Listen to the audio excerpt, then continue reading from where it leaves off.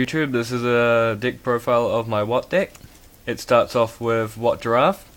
This 1/2 beat stick can attack directly, and after it's directly attacked, your opponent can no longer activate any of the card effects. This is helpful if you want to get rid of some cards or stop them from using Gauze or Defense Draw. Watt Pheasant. This card can also directly attack. After it's directly attacked, you can remove one monster from play. This can open up a path for your little monsters that can't attack, so that they can also attack. Watt Dragonfly.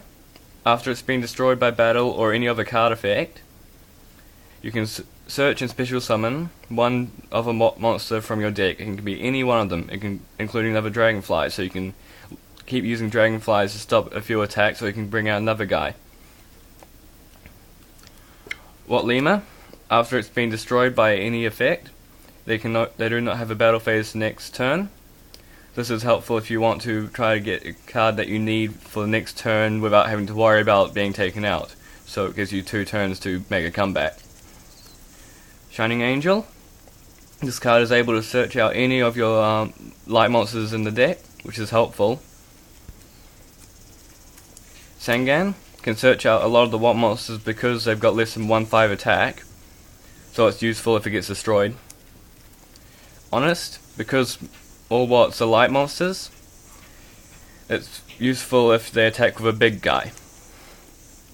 Thunder Kings.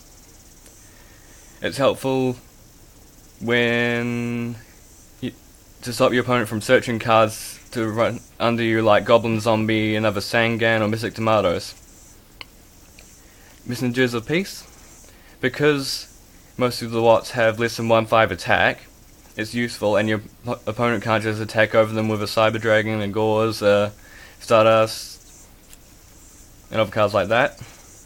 2 Mystical Space Typhoons to get rid of your opponent's spell and traps. Dark Hole. It blows up the field so you can reset everything you need. 2 Necro Valleys. This is useful because most of the Watt effects target themselves and they don't really activate in the grave, so it stops your opponent from using any combos in the grave. Monster Reborn can bring back one of your opponent's monsters or bring back one of your own Watts so you can carry on attacking. Swords of Revealing Light. This works well with the monsters that can directly attack because it means you get free attacks, or it can defend you for a few turns. 2 Book of Moons. If they attack, then you can just put the monster in face down defense position so they can't attack. 2 Bottomless Trap Hole. If they try to get a big monster out before you can get your Messenger of Peace out, or they're about to run over one of your little guys, you can use that and get rid of the monster. Trap Hole, because it can destroy a normal summon monster, it's useful as they summon a monster like Mystic Tomato, Snipe Hunter, Sangan, or other cards like that. Sekiritsu Armor. Although it's not as effective as Dimensional Prism, it can stop a couple of attacks. Mirror Force. If your opponent starts to swarm the field, you can use this to defend yourself. Torrential Tribute. It's helpful if you want to reset the field again. Solemn Judgment can stop your opponent from MSTing your messengers or face downs, or also killing your monsters with Dark Hole.